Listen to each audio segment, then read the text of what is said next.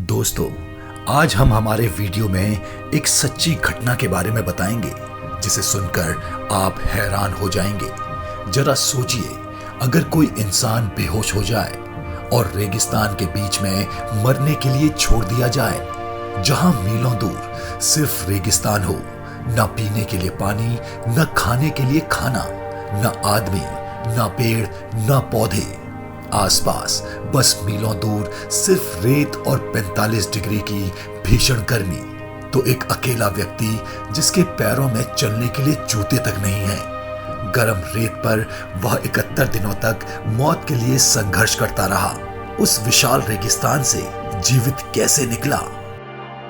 हमारे चैनल पर आपका फिर से स्वागत है। दोस्तों, ये कहानी शुरू होती है 1970 में, जहां ऑस्ट्रेलिया के विक्टोरिया में रिकी मैगी का जन्म हुआ। रिकी का बचपन एक मध्यवर्गीय परिवार में पैदा हुए बच्चे की तरह बीता, जो बचपन में पूरी तरह लापरवाह था। लेकिन जब रिकी 14-15 साल का हो गया तो उसके परिवार की आर्थिक हालत बिगड़ना शुरू हो गई, जिसके कारण उसके परिवार ने इस शहर को छोड़कर दूसरे शहर जाने का फैसला किया। और इसी दौरान इसके पिता की मृत्यु हो गई, जिसके कारण रिकी ने पढ़ाई छोड़ दी और परिवार की जरूरतों को पूरा करने के लिए छोटे छोटे काम करने लगा। और इसी तरह छोटे छोटे काम करते करते रिकी 35 वर्ष का हो गया। अब रिकी के साथ एक ऐसी घटना घटने वाली थी जिसने उसकी पूरी जिंदगी बदल दी। ये 2006 की बात है, जब उसे पोर्टलैंड पश्चिम ऑस्ट्रेलिया से एक पत्र आया जिसमें उसे एक सरकारी नौकरी की पेशकश की गई थी, जिसके लिए रिकी को पूर्वी ऑस्ट्रेलिया से पश्चिमी ऑस्ट्रेलिया तक लंबी यात्रा करनी थी। नौकरी के लिए उसे ऑस्ट्रेलिया के विशाल रेगिस्तान को पार करना पड़ रहा था और उसने अपना सफर शुरू कर दिया।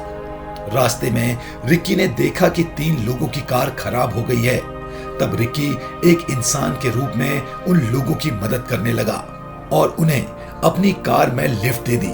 लेकिन बदले में उन लोगों ने रिकी को धोखा दे दिया और वे रिकी को बेहोश करके उसकी कार और उसका सारा सामान सब लूट ले गए।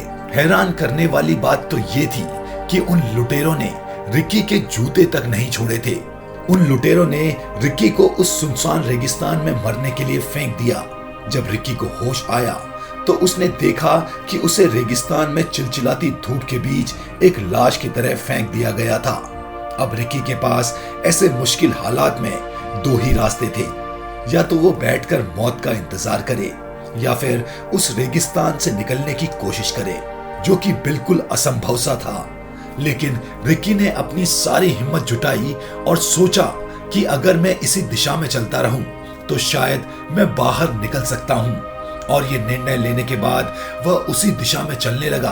फिर उसने रेत का एक पहाड़ देखा और उस पर चढ़ गया।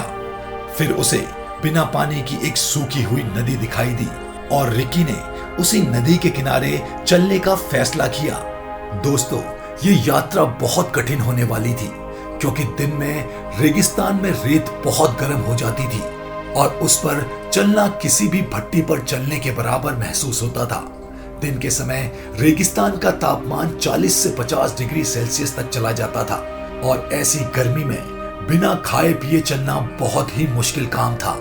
इसलिए रिकी को अपनी भूख मिटाने और जिंदा रहने के लिए वो सांप, मेढक, चींटियां, मछलियां या उस तक की झाड़ियों की जड़ों को भी खा जाता था। इस यात्रा के दौरान वे कई बार गिरे और वह कई बार बेहोश हुए और गंभीर रूप से बीमार भी हुए। लेकिन हर बार उन्होंने हिम्मत जुटाई और फिर से चलने लगे। ऐसी विषम परिस्थिति में केवल एक चीज रिकी के पक्ष में थी और वो थी बारिश का मौसम। दोस्तों, रेगिस्तान में बारिश नहीं होती, फिर भी जो कभी कभी थोड़ी बहुत बारिश हो जाती थी तो रिकी उस बरसात के पानी को किसी गड्ढे में इकट्ठा करके पी लिया करते थे। ये पानी रिकी के लिए जीवन बचाने वाला था।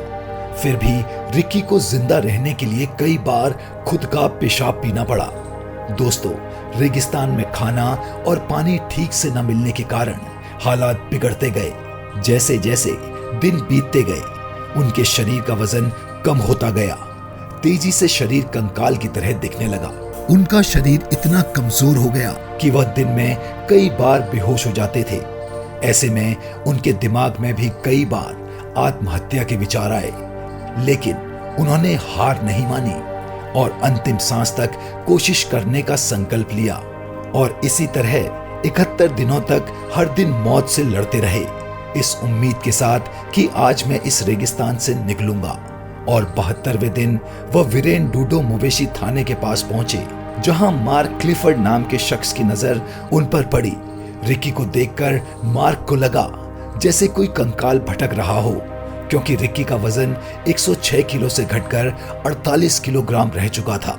रिकी ने उस शख्स को अपनी पूरी आपबीती बताई और वो बेहोश हो गए। रिकी को हेलीकॉप्टर द्वारा अस्पताल ले जाया गया, जहां 6 दिन के इलाज के बाद रिकी का ऐसे सुनसान रेगिस्तान से जिंदा निकलना सबके लिए किसी चमत्कार से कम नहीं था।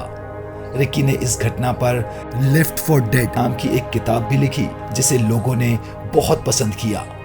रिकी के पिता की बचपन में मौत ने उन्हें हर परिस्थिति में संघर्ष करना सिखाया और उसी रवैये की वजह से उन्होंने ऐसी परिस्थितियों में भी जीवित रहने के लिए संघर्ष किया, जहां कोई भी आम आदमी शायद 4 या 5 दिन में उम्मीद खो देंगे और हार मान लेंगे। इस घटना के बाद रिकी का जीवन के प्रति नजरिया पूरी तरह से बदल गया।